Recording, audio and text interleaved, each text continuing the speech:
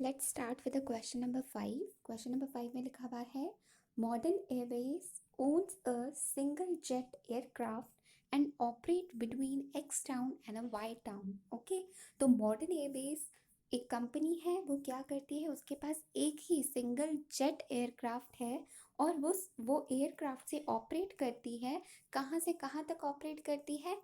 X town से लेकर Y town तक। ओके, तो फ्लाइट लीव्स, अब ये जो फ्लाइट है, जो एयरक्राफ्ट है, तो एक फ्लाइट जो है वो लीव करती है। कब लीव करेगी? एक्स टाउन से on Monday and Thursday.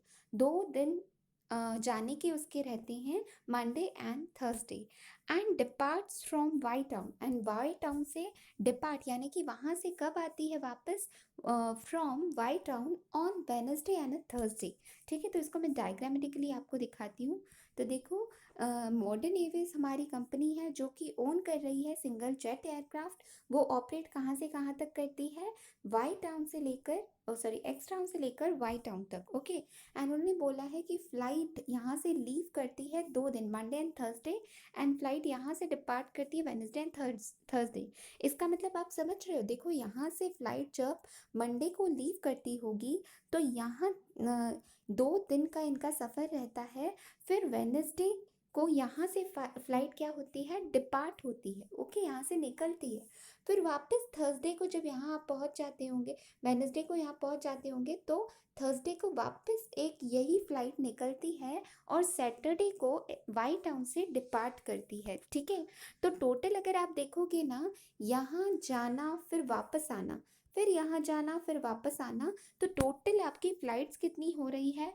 Flights हो रही है 4। और ये एक वीक के अंदर हो रहा है, बिकॉज मंडे से लेकर वेनसडे तक यहाँ आप रिजर्व होंगे एंड थर्सडे से सैटरडे यहाँ रिजर्व होंगे। तो पूरा एक वीक लग रहा है आपको इन 4 फ्लाइट्स में।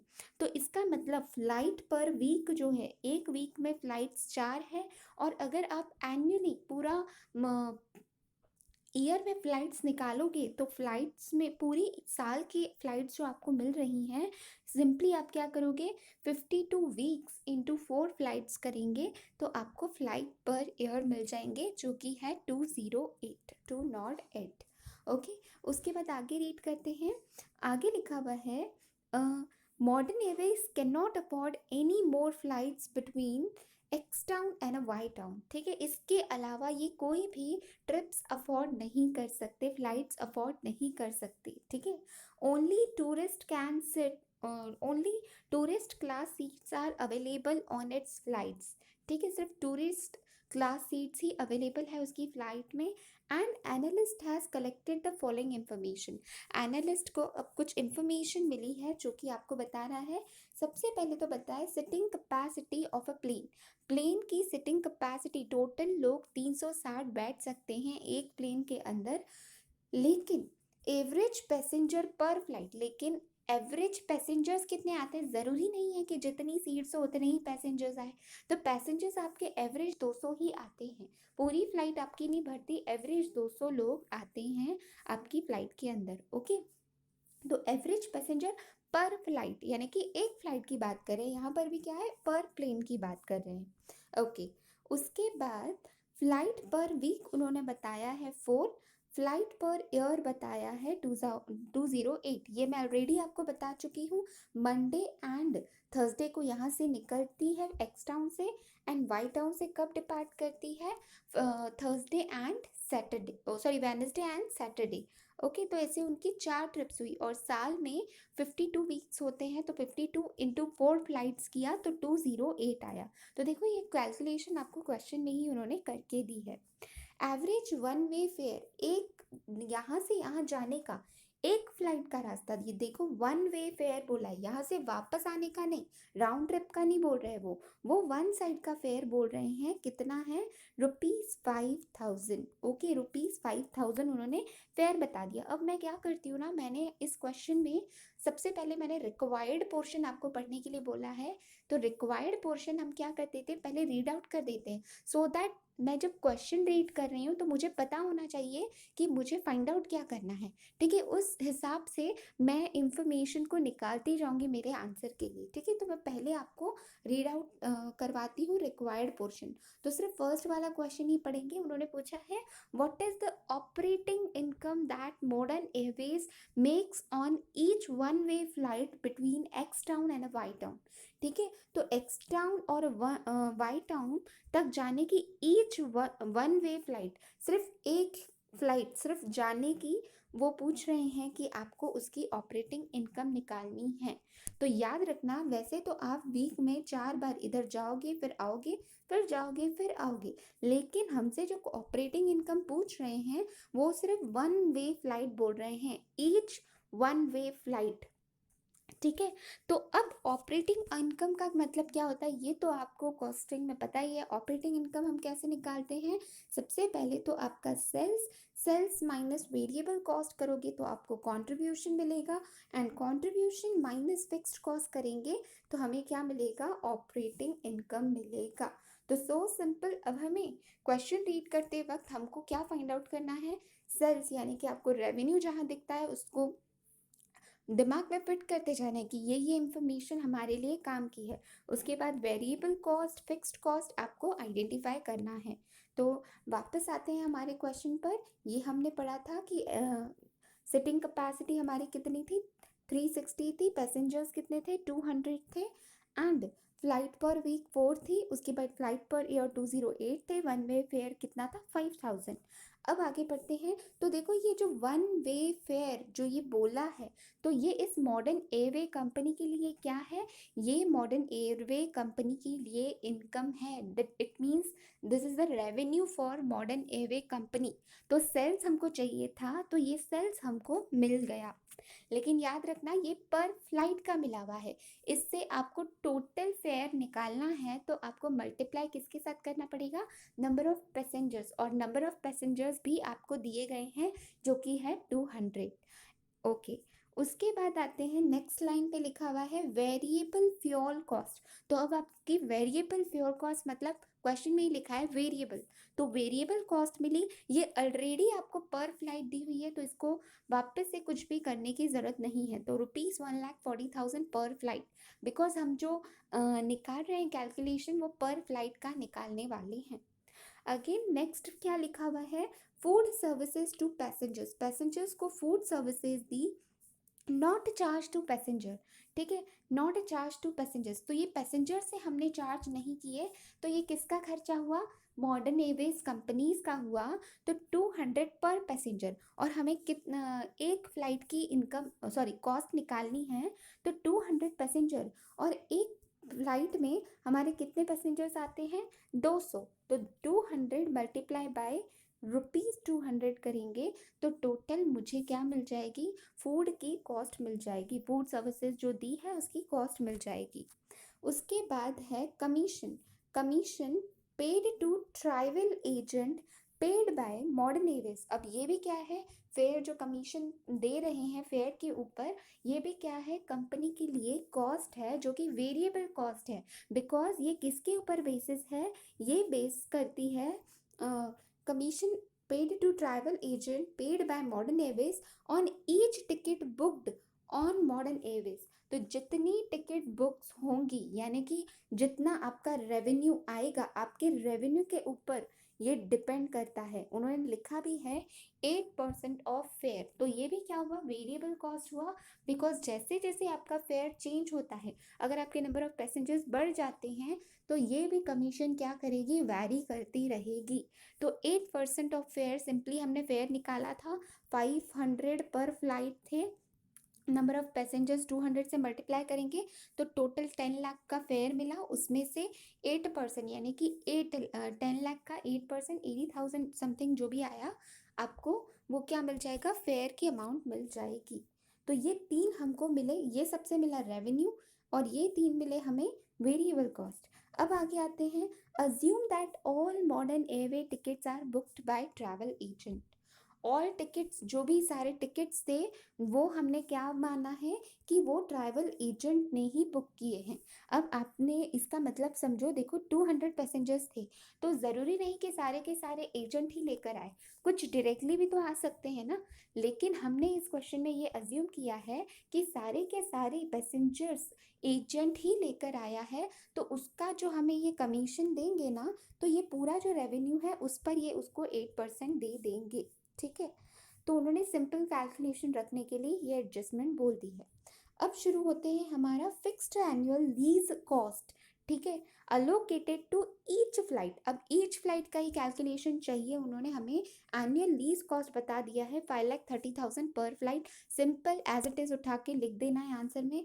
उसके बाद दिया है fixed ground services, maintenance, check in, baggage handling cost allocated to each flight. ये भी एक फ्लाइट को अलोकेटेड कॉस्ट है, तो इसको भी डायरेक्टली उठाकर लिख देंगे। उसके बाद fixed salaries of flight crew, flight के जो क्रू मेंबर्स होते हैं उनकी fixed salary allocated to each flight. तो देखो ये तीनों क्वेश्चन ऑलरेडी ईच फ्लाइट को अलोकेट करके बता रहे हैं, और हमको चाहिए भी कॉस्ट किसकी थी, ईच फ्लाइट की चाहिए। तो इन तीनों को तो एज इट इज उठाकर आंसर में लिखना है। तो आपको वेरिएबल कॉस्ट 3 लिखे हुए थे, फिक्स्ड कॉस्ट भी आपको 3 दिए हुए हैं। आगे बोला है for the sake of simplicity assume that fuel cost are unaffected by the actual number of passengers on a flight. उन्होंने बोला है कि सिंप्लिसिटी के लिए आपको ये जो फ्यूल कॉस्ट दी गई थी ऊपर वेरिएबल कॉस्ट, ये देखो वेरिएबल फ्यूल कॉस्ट 1,40,000 पर फ्लाइट जो दी गई थी, तो देखो ये पर फ्लाइट दी गई है, तो उन्होंने क्या बोला है, आप ये अज्यूम करो that fuel cost is unaffected by actual number of passengers। अभी फिलहाल हमारे क्वेश्चन में पैसेंजर्स कितने दिए गए हैं, 200। अगर हमारे पैसेंजर्स कम हो जाते हैं, मान लो कि 180 हो जाते हैं, या सपोज इंक्रीज हो जाते हैं, सपोज 250 पैसेंजर्स हो जाते हैं, तो कम हो या ज़्यादा हो आपका फ्यूल कॉस्ट सेम ही रहेगा। वैसे एक्चुअल में सेम नहीं रहता, बट उन्होंने क्या बोला है, for the sake of simplicity. तो इस क्वेश्चन में हमको मानकर चलना है कि फ्यूल कॉस्ट अनअफेक्टेड रहेगा, ये आपको इंफॉर्मेशन दी गई है। ओके, तो आगे लिखा है, अब क्वेश्चन आ गया हमारा, फर्स्ट क्वेश्चन दिया गया था हमको कि ऑपरेटिंग इनकम निकालना है on each one way flight between X town and Y town. तो सिंपली फटाफट से हमारे आंसर पर आते हैं। तो फर्स्ट आपको क्या लिखना है, फॉर्मेट याद रखना है आपको, statement of operating income of Modern airway. ठीक है, अब ऑपरेटिंग इनकम, ऑपरेटिंग बिटवीन कहाँ से कहाँ तक ऑपरेट कर रही है, एक्स टाउन से Y town on each one way flight, एक ही फ्लाइट का हम कैलकुलेशन कर रहे हैं। तो फेयर रिसीव्ड, फेयर मैंने आपको दिखाया था 5,000 रुपीज़ हम कलेक्ट कर रहे थे, तो टोटल फेयर एक फ्लाइट का, ये एक पैसेंजर से हम इतना कलेक्ट कर रहे थे, तो टोटल नंबर ऑफ पैसेंजर्स हमारे कितने थे, 200। तो 200 इंटू 5,000 किया तो 10 लाख मिला। देखो आपको तो फिगर्स भी याद ही हो गई होंगी। ये वन वे फेयर मुझे दिया गया है 5,000, एंड उसके बाद यहाँ पर नंबर ऑफ पैसेंजर्स दिए थे, सो यहाँ पर हुआ हमारा 200। ठीक है, तो 5,000 इंटू 200 हमने किया। नेक्स्ट आते हैं, अब स्टार्ट होगा हमारा वेरिएबल कॉस्ट। ये हमको रेवेन्यू मिल गया, वेरिएबल कॉस्ट हमें 3 मिले थे, commission, food services and the fuel. तो यहाँ से डायरेक्टली आपने लिखना है commission, food services, fuel services, food services और कमीशन पेड। कमीशन 8% फेयर का, यानी कि 10 लाख का 8% ले लेंगे। ये फ्लाइट 1,40,000 तो एज इट इज़ लेना है, और 200 पर पैसेंजर, यानी कि ₹200 इंटू 200 मल्टीप्लाई करना पड़ेगा। ओके, तो यहाँ पर आते हैं, मैं दिखाती हूँ आपको। ये हमने लिया कमीशन 8% इस रेवेन्यू का, 200 रुपीज़ पर पैसेंजर, तो नंबर ऑफ पैसेंजर हमारे कितने हैं, 200 मल्टीप्लाई किया तो 40,000 आंसर आया। उसके बाद फ्यूल कॉस्ट, फ्यूल कॉस्ट तो एज इट इज़ क्वेश्चन में से ही उठाया है, आपको मिल गया कंट्रीब्यूशन पर फ्लाइट। ओके, उसके बाद आते हैं फिक्स्ड कॉस्ट। फिक्स्ड कॉस्ट भी आपको 3 दिए गए थे, एंड वो पर फ्लाइट ही दिए गए थे, तो 5,30,000, 70,000, 40,000। तो एज इट इज़ इन्हें हम उठाएंगे और यहाँ लिख देंगे। ठीक है, 5,30,000, 70,000, 40,000।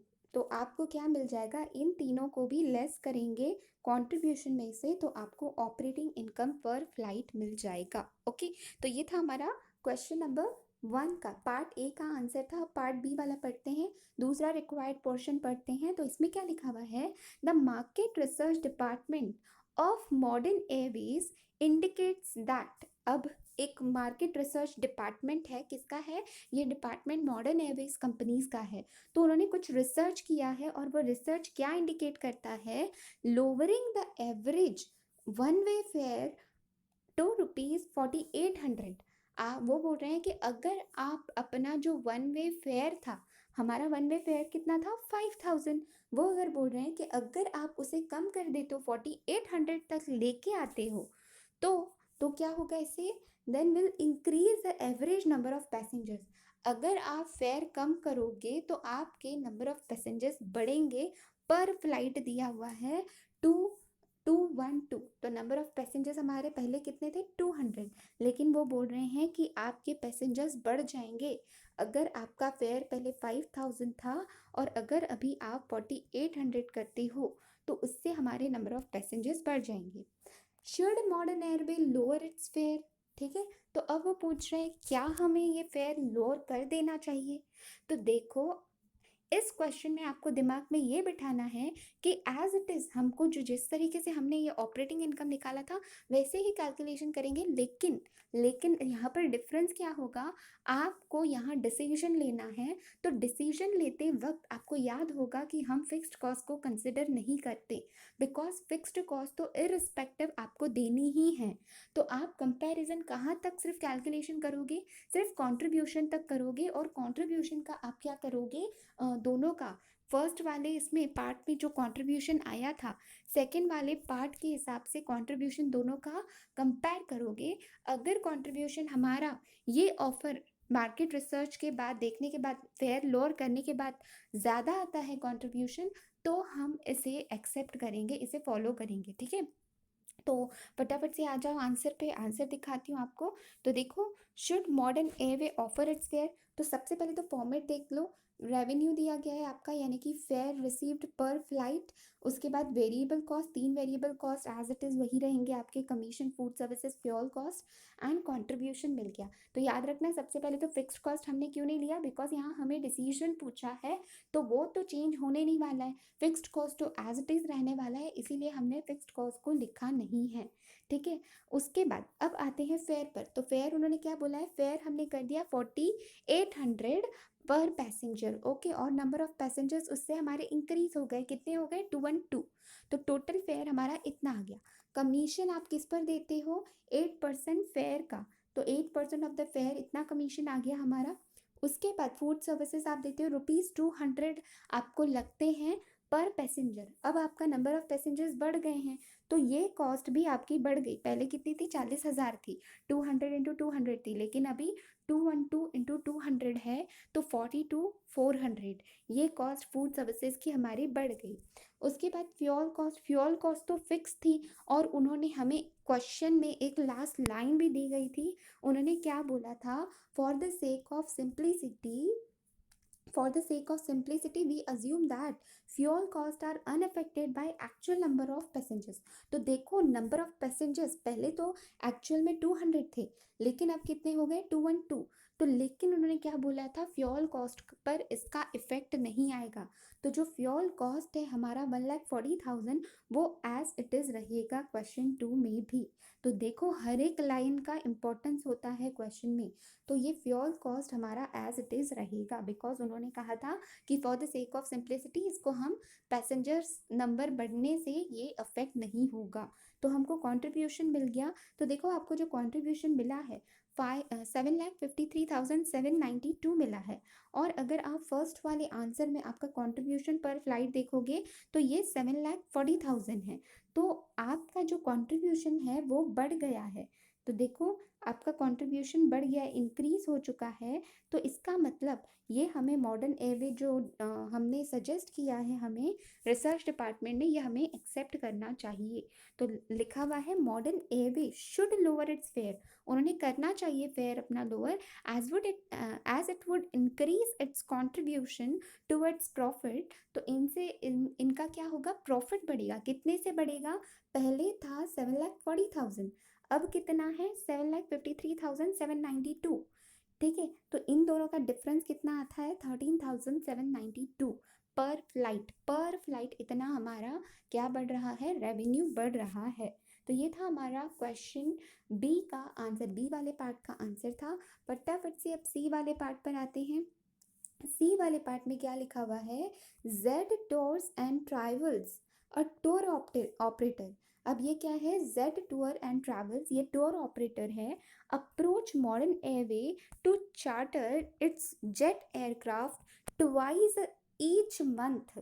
उन्होंने बोला है जेड टूर जो है ये एक कंपनी है जो कि मॉडर्न एयरवेज हमारी कंपनी को अप्रोच कर रही है। वो क्या बोल रही है कि आप हमें आपका जो जेट एयरवेज है, जो आप 4 फ्लाइट्स उड़ाते हो एक वीक के अंदर, वो बोल रहे हैं कि आप है ना हमको आपका जेट जो है, जेट एयरक्राफ्ट जो है वो आप हमें चार्टर यानी कि आप हमें रेंट पर दो। ठीक है, तो रेंट पर अगर वो लेती हैं तो कितने टाइम ले रही हैं, ईच मंथ, हर महीने में वो कितनी फ्लाइट्स उड़ाते हैं, दो बार हमसे वो ले रहे हैं, चार्टर ले रहे हैं। ठीक है, तो 2 टाइम्स वो ले रहे हैं, इसका मतलब साल में कितनी बार होगा, मल्टीप्लाई बाय 2 किया तो टोटल हमसे वो ले रहे हैं 24 टाइम्स। ठीक है, यानी कि 24 टाइम्स वो ले जाएंगे हमसे एयरक्राफ्ट। ओके, अब आगे क्या बोला है, आगे बोला है फर्स्ट टू टेक जेड्स international tourist from X town to Y town and then bring the tourist back from Y town to X town. और ये क्यों ले रही है हमसे, ताकि वो एक्स टाउन से लेकर वाई टाउन तक अपने फॉरेन टूरिस्ट को लेकर आए, फिर वाई टाउन से लेकर एक्स टाउन तक उनको वापस कम बैक यानी कि लेके आए। ठीक है, इसीलिए वो एक महीने में 2 बार अपने जेट एयरक्राफ्ट को क्या करना चाहती है, चार्टर करना चाहती है। ठीक है, if Modern Airways accept this offer, यहाँ पर ऑफर होना चाहिए, आफ्टर लिखा हुआ है, if Modern Airways accept the offer it will be able to offer only 182 of its own flight each year. हमने देखा था एक साल के अंदर कितनी फ्लाइट्स, हमने ऊपर क्वेश्चन में ही देखा था कि एक वीक 1 वीक में हम कितनी फ्लाइट्स उड़ाते हैं, 4 फ्लाइट्स। ठीक है, 4 बार, एक बार एक्स टाउन से वाई टाउन जाएंगे, फिर वापस एक्स टाउन से वाई टाउन जाएंगे, तो 4 फ्लाइट्स। तो ऐसे टोटल ईयर में हमने देखा था 52 वीक्स इंटू 4 किया था तो 208 हमारा आंसर आया था। लेकिन इसमें से अब हमसे जेड टूर अगर लेके जाता है तो वो 24 बार वो फ्लाइट्स हमसे रेंट पर ले रहा है। तो इट मीन्स हम खुद की फ्लाइट्स कितनी ले सकते हैं, 208 माइनस 24 करना पड़ेगा आपको। 208 माइनस 24 किया तो आपको क्या मिला, ओनली 184। ये देखो, ये कैलकुलेशन है ना, उन्होंने क्वेश्चन में ही हमको करके दिया है, लेकिन इंस्टीट्यूट का कोई भरोसा नहीं, आपके अटेम्प्ट में शायद ये इंफॉर्मेशन भी ना दिया जाए। तो आपको कैलकुलेट करते आना चाहिए कि ये 184 कैसे दिया है। ओके, तो ये खुद की जो फ्लाइट्स हैं, ऑन फ्लाइट्स हैं, वो कितनी उड़ा सकेंगे, सिर्फ 184। ठीक है, the term of the charter are. ठीक है, तो टर्म्स क्या दी गई है, ये जो आप लीज पर देने वाले हो तो उसके कुछ टर्म्स एंड कंडीशंस भी होंगे। तो क्या कंडीशंस है, for each one way flight Z will pay Modern Airways 7,50,000 to charter the plane and use its flight crew and ground services staff. ठीक है, तो एक वन वे फ्लाइट पर जेड लिमिटेड क्या देने वाला है मॉडर्न एयरवे को, वो अपना फिक्स्ड पैसा देने वाला है 7,50,000। ठीक है, 7,50,000 ये जो देगा वो पर फ्लाइट देने वाला है। ठीक है, पर फ्लाइट वो 7,50,000 फिक्स्ड अमाउंट दे देगा।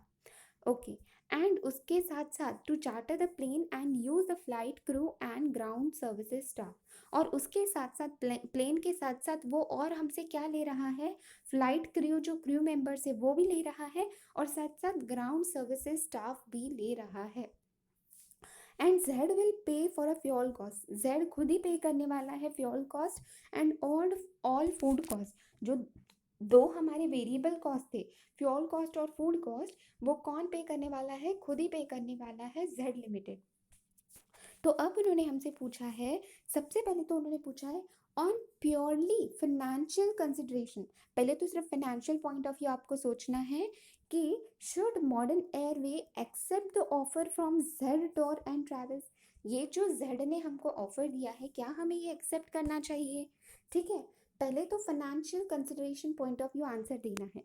फिर दूसरा क्या पूछा है, what are the other consideration. पहले बोला था फाइनेंशियल कंसिडरेशन, अब बोल रहे हैं अदर कंसिडरेशन यानी कि non financial consideration should Modern Airway consider in deciding whether or not to charter its plane to Z Tour and Limited Travel Limited. Okay, तो अब वो पहले फाइनेंशियल पॉइंट ऑफ व्यू आपको कैलकुलेशंस निकाल के बताना है। दूसरा आपको अदर कंसिडरेशंस यानी कि नॉन फाइनेंशियल कुछ पॉइंट्स होंगे, उसके हिसाब से आपको बताना है कि क्या हमें अपना जो प्लेन है वो चार्टर करना चाहिए, लीज पे रेंट पे देना चाहिए है क्या जेड लिमिटेड को। ओके, तो आपको मैं डायग्राम दिखाती हूँ। ओके, आपको समझ ही क्या होगा, तो डायग्राम दिखाने के से अच्छा मैं आपको डायरेक्टली आंसर पर लेकर जाती हूँ। ठीक है, तो आंसर पर देखो, आओ फटाफट से। ओके, तो देखो सबसे पहले फाइनेंशियल कंसिडरेशन के पॉइंट ऑफ व्यू से बोला हुआ है। तो देखो हमारे आंसर में लिखा है सी पार्ट में, financial consideration of Modern Airway to charter its plane to Z Tour and Travel should use option B and not ए।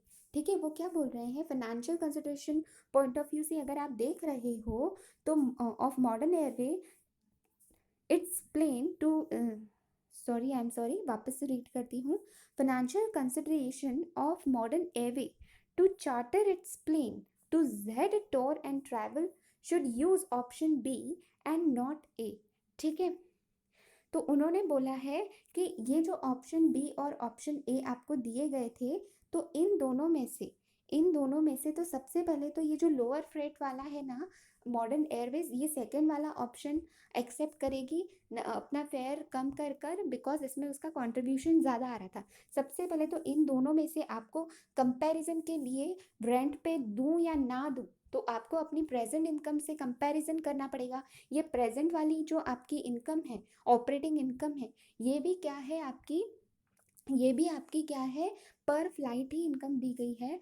और आपको जेड टूर लिमिटेड ने भी क्या किया था, 7,50,000 पर फ्लाइट की ही आपको अमाउंट दी थी। तो सिंपली आपको क्या करना है, आपकी प्रेजेंट इनकम से जेड जो आपको रेंट दे रहा है चार्टर करने के लिए प्लेन, आपको जो पर फ्लाइट पैसा दे रहा है उससे आप कंपैरिजन करोगे। अब कंपैरिजन करने के लिए आपके पास दो फिगर्स है, एक तो ऑप्शन 1 में आपने जो ये कंट्रीब्यूशन निकाला था, एक तो दूसरा ऑप्शन 2 में।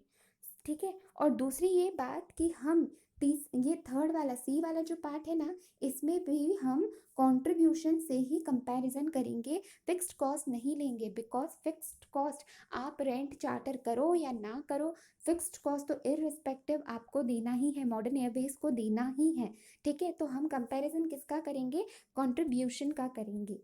तो सबसे पहले तो कंपैरिजन करते वक्त अब मेरे पास दो ऑप्शन है, ए वाला पॉइंट, बी वाला पॉइंट। तो मैंने ए और बी में से बी वाले को सिलेक्ट किया था, लोअर फ्रेट करके नंबर ऑफ पैसेंजर्स हमारे बढ़ रहे हैं तो कंट्रीब्यूशन भी बढ़ रहा है। तो देखो अंडर बी ऑप्शन, तो उन्होंने यूज बी ऑप्शन किया है। Under B option Modern Airway received per flight कितना रिसीव कर रही है, देखो ये वही फिगर लिखी है, ₹7,53,792। ठीक है, लेकिन अगर वो ये खुद से अगर फ्लाइट्स रन करती हैं तो उनको इतना इनकम होगा। लेकिन Modern Airway would get per flight if it charters the plane, अगर वो चार्टर रेंट पे देती है प्लेन को तो उसको कितना मिलेगा, 7,50,000। ये तो आपको क्वेश्चन में ही पढ़ा, देखो मैं क्वेश्चन में दिखाती हूँ आपको। ये जेड एयरवेज ने बताया कि वो कितना दे रहा है, 7,50,000। ठीक है, तो ये 7,50,000 दे रहा है। तो इससे अब हमको क्या मिल गया, इन दोनों का आप कंपैरिजन करोगे तो हम जब खुद से फ्लाइट्स रन कर रहे हैं तो मुझे इनकम ज़्यादा हो रही है, तो इस केस में मुझे चार्टर नहीं करना चाहिए। तो आंसर देखो, a comparison of above data clearly shows that Modern Airways should be financially better off by not chartering the plane. ठीक है, तो उसको प्लेन अपना चार्टर नहीं करना चाहिए। ओके, सिंपली बता दिया। एंड दूसरा क्वेश्चन हमें क्या था, अदर कंसिडरेशन यानी कि नॉन फाइनेंशियल कंसिडरेशंस के पॉइंट ऑफ व्यू से भी हमें बताना है with regards to chartering a plane to Z Tours and Travel Limited. Okay, तो 3 पॉइंट्स उसमें बताए हैं। ये आंसर बहुत इंपॉर्टेंट है, आपको थेरोटिकल आंसर्स ही लिखने नहीं आते हैं तो इसे भी अच्छे से रीड करना है। ओके, तो पहला पॉइंट क्या लिखा हुआ है, loss of contribution involve in chartering the plane is rupees 3,792। ठीक है, ये क्या बोल रहे हैं, लॉ अगर आप प्लेन को चार्टर करते हो, रेंट पे देते हो, तो सबसे पहले तो उन्होंने मॉनेटरी बता दिया, ये तो फाइनेंशियली पॉइंट ऑफ व्यू बता दिया कि आपको पर फ्लाइट इतना लॉस हो रहा है। ये कैसे बताया मैं आपको बताती हूँ। सिंपली उन्होंने क्या किया है, इसका डिफरेंस बताया है आपको। ठीक है, इसका डिफरेंस क्या आता है, 3,792। तो वो सबसे पहले तो बोल रहे हैं अगर आप चार्टर करते हो आपका प्लान तो आपको इतना लॉस हो जाएगा। This loss is on a lower side as compare to uncertainties about the number of passengers on a schedule flight. वो बोल रहे हैं कि ये लॉस अगर आप कंपेयर करो, किससे कंपेयर करो, compared with uncertainties about number of passengers. आपको पता था कि ये जो रेवेन्यू है, ये जो 7,53,000 ये वाला जो पार्ट है, ये हमें कैसे निकाला था, हमने यहाँ पर ये जो हमारा रेवेन्यू था, नंबर ऑफ पैसेंजर्स 212 इंटू 4800।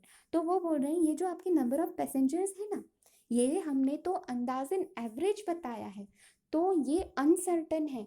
अगर आपका देखो एक भी पैसेंजर कम हो जाता है तो आपका 4800 का फेयर कम हो जाएगा। और आपका एयरवेज अगर आप ये करते हो, चार्टर करते हो, फिर तो आपको 7,50,000 तो आना ही है।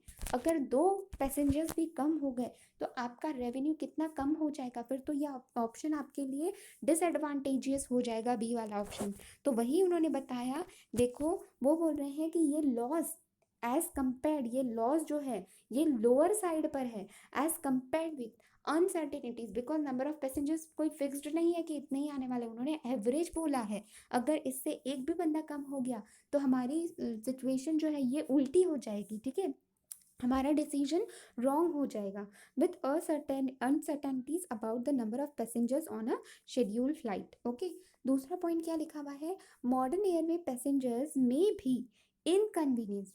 इसके जो मॉडर्न एयरवेज के जो पहले वाले पैसेंजर्स थे, अब उनको क्या होने लगेगा, इनकन्वीनियंस होने लगेगा। When a plane is chartered to Z Tour and Travel they may go to other airlines.